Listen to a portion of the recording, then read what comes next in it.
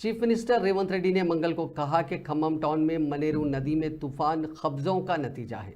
Chief minister ने मुसलसिल दूसरे दिन भी जिले खम्मम में सैलाब से मुतासरा इलाकों का दौरा किया।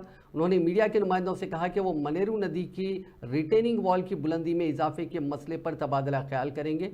उन्होंने कहा कि सर्वे ऑफ इंडिया के नक्शे के जरिए निशानदही के बाद कब्जे बर्खास्त किए जाएंगे। उन्होंने मजीद इल्ज़ाम आयद किया कि साबिक वजीर और BRS leader P Ajay Kumar ने मकबूजा अराजी पर एक हॉस्पिटल तामीर किया है। उन्होंने बीआरएस लीडर हरीश राव से इस मामले में रद्द-ए-अमल जाहिर करने का मुतालबा किया। चीफ मिनिस्टर ने कहा कि बीआरएस के कायदीन को कब्जे बर्खास्त करते हुए एक मिसाल पेश करनी चाहिए। उन्होंने निशानदही की कि खम्मम में 42 सेंटीमीटर बारिश रिकॉर्ड की गई, जो 75 साल की ज़्यादा बारिश है। उन्होंने दावा किया कि रियासती हुकूमत के एहतियाती इक़दाम की वजह से इंसानी ज़िंदगियों